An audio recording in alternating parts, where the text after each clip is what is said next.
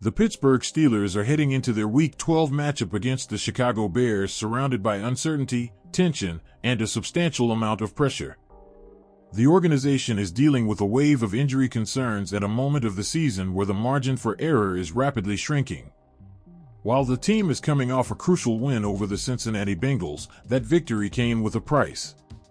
Both the starting quarterback and starting running back left the game dealing with injuries, creating a situation that has dominated the news cycle heading into the Bears game.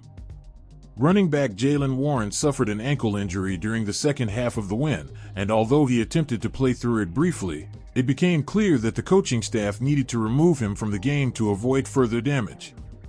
Meanwhile, quarterback Aaron Rodgers, who turned 41 earlier this season, suffered a slight fracture in his non-throwing wrist in the first half of the game. Rodgers was unable to return in the second half, forcing veteran backup Mason Rudolph to take over. Although Rodgers' injury is not considered catastrophic, it has raised the level of concern within the Steelers organization.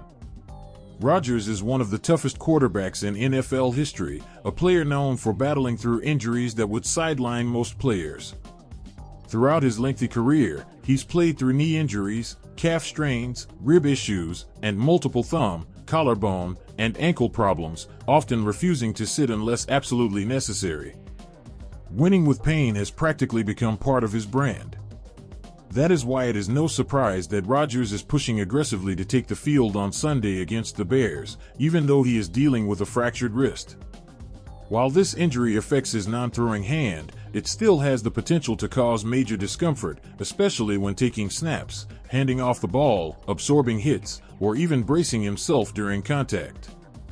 The first signs of Rodgers' intentions came when he did not participate in Wednesday's practice, raising initial doubts about his availability. But on Thursday, he returned to the field in a limited capacity. And according to NFL insider Tom Pelissero, Rodgers looked far better than expected. Pelissero, speaking on Good Morning Football, provided the most detailed update yet, shedding light on Rodgers' condition and his path toward potential clearance for Week 12. He returned to practice on Thursday, officially listed as limited, as he pushes to play despite a fracture in his left wrist, Pelissero said. Mike Tomlin has said that the keys are bracing it for the safety and comfortability of Aaron Rodgers, and the second part is, how functional is he? My understanding is Rodgers looked really good in practice on Thursday. He has acknowledged there might be some things they have to do differently, might be more comfortable, for instance, to take snaps in the shotgun as opposed to under center. Still needs final medical clearance. That decision could come as soon as today. Pelissero's comments confirmed two key things: Rodgers did practice, and he looked capable of operating the offense despite his injury. But the Steelers coaching staff is not only evaluating his functionality, his comfort level is just as important. Pittsburgh does not want Rodgers to attempt to gut it out only to worsen the injury or jeopardize the team's long-term goals. The Steelers know that even without surgery, left wrist fractures can quickly deteriorate if aggravated. A wrong fall, a hard slap at the line of scrimmage, or even a mismanaged handoff could make the injury significantly worse. Therefore, although Rodgers is pushing to play, the coaches and medical staff are pushing for caution. Another important detail from Pelissero's report is that Rodgers is expected to play with a brace on his injured wrist. This brace is designed to stabilize the fracture, reduce pain, and limit movement that could cause further damage. But wearing a brace also impacts how Rodgers operates. It may restrict his ability to secure the football during exchanges, handoffs, or scrambles.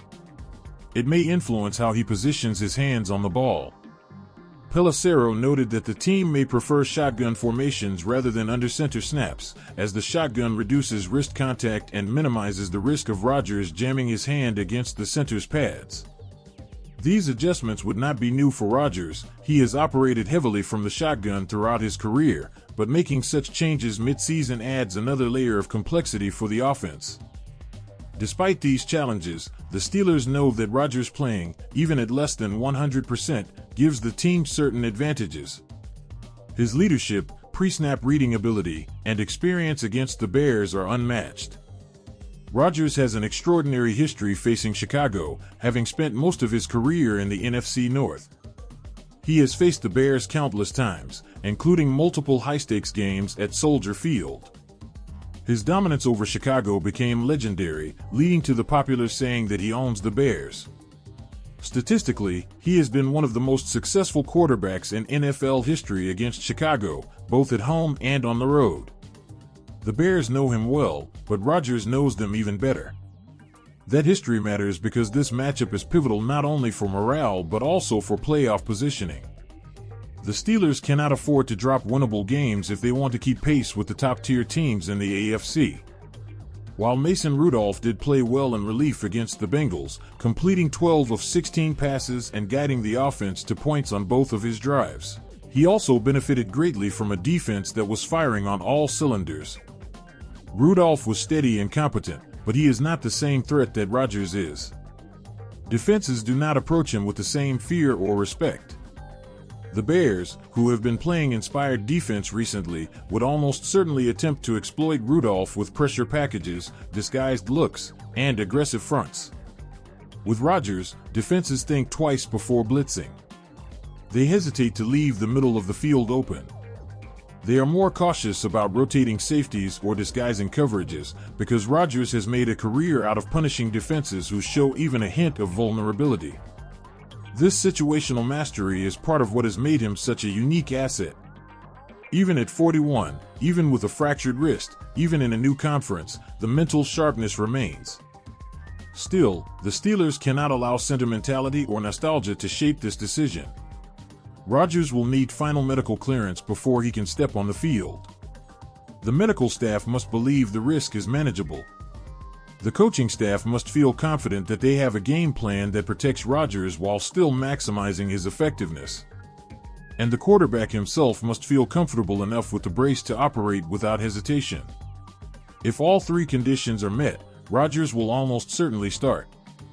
But if any of those boxes fails to be checked, the Steelers could lean on Rudolph once again.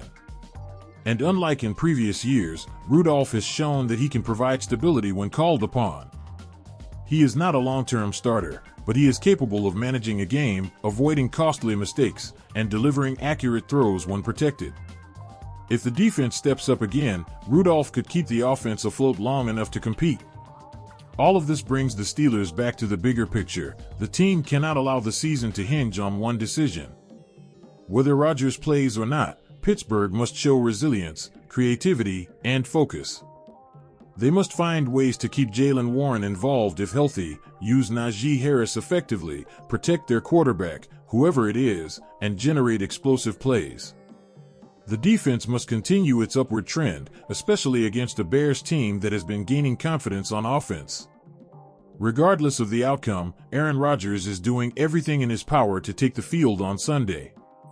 His competitiveness, especially against Chicago, is part of what has made him one of the most compelling figures in NFL history. If he does play, it will add yet another chapter to a rivalry that has defined much of his career. And if he leads the Steelers to victory, even with a fractured wrist, it will only further cement his legend.